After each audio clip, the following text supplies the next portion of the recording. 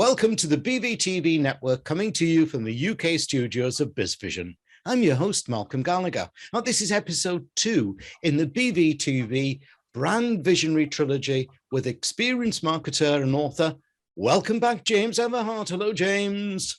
Hello, Malcolm. It's great to be here. Thank you so much for inviting me.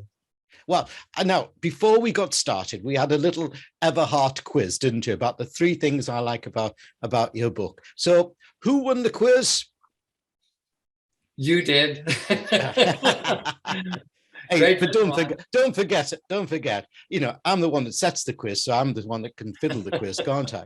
James, let's explore further the alignment of business and marketing strategy in practical terms. Now, here I mean, especially in articulating the business strategy in this new and fast-moving world of social media. At first, they may seem incompatible. So what's your thinking here? Well, I mean, you hear people talking about, oh, we need to have a Facebook strategy or a Twitter strategy or an Instagram strategy or all these other things like that. And honestly, I'm not buying that at all. And let me tell you why.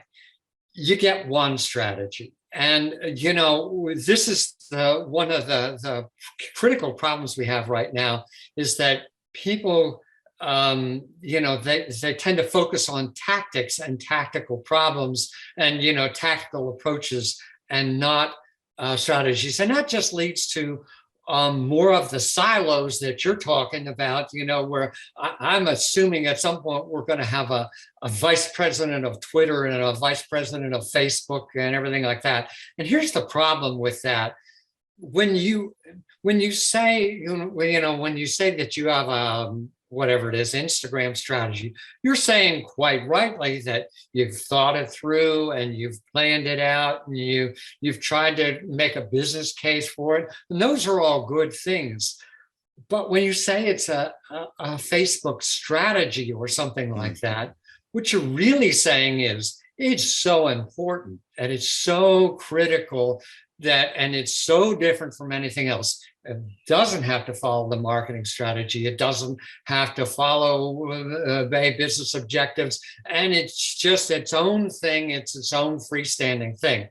And you can't have that. You just can't have that. And what I say is that you've got one strategy, a business strategy, and there can be thousands, dozens, hundreds, thousands of tactics to implement that strategy, but there's one strategy and one thing you're trying to get through to your audience. And it's critical that we think that through. And I'll tell you why. It's important. These things, you have to remember that none of these things works alone.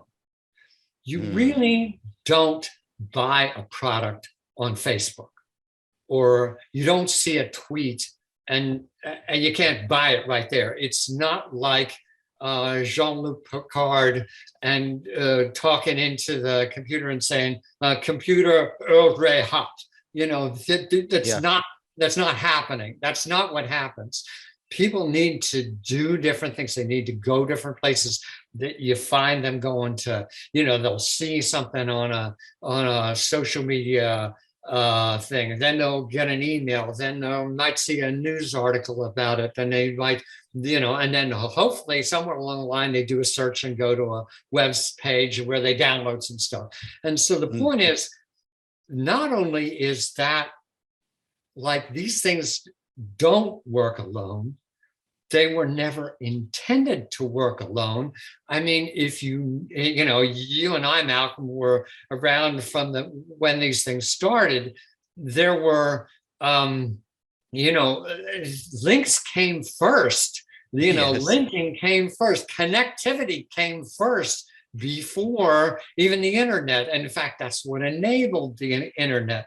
So, this, so that's an important part of this. And it's also not new. I mean, even in the Mad Men days, people didn't just buy stuff. They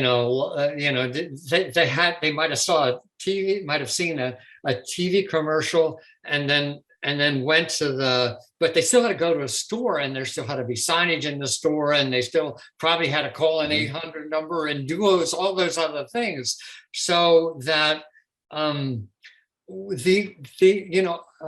the beginning, marketing tactics have always needed each other. They've always needed to be connected. And that's why you don't want to be thinking in these things that when they're isolated, they don't, a tweet in itself doesn't work. No, and I think a lot of that is to do with the fact that as marketing, we've tried to become alchemists, and that there's a science of marketing. And at the end of the 60s, when my job, marketing was filling theaters for Johnny Cash, Engelbert Humperdinck, and people like that, my objective was to fill those 2,000 seats. Right. And I learned, first of all, it was the what, when, and how, and that sort of questions that you needed to make sure you communicated. But now it seems to say, oh no, our little bit can do this and our little bit can do that. It didn't work. If we just, all we did was mail somebody to say, we've got Johnny Cash coming to the theater. So what? We wouldn't fill all the seats. We would have to have the coordination of it all, wouldn't we? No, that's absolutely the case. And I'll never forget, this happened a while ago. We had a client who said that they were considering having everybody do 100 tweets a day. Now, I thought, for one thing, it just horrified me. And the problem with it isn't, is that most of us don't have that much to say. And I have a kind of a rule that I've been telling people for a long time, which is, and they say, well, what are we going to do for social media? And one of the things that I tell people is, I say, they used to say, if you have something to say it. Well, James's new variation on that is, if you don't have anything to say, for crying out loud, don't say it. Don't say anything. Shut the heck up. So that's what I'd like to leave people with.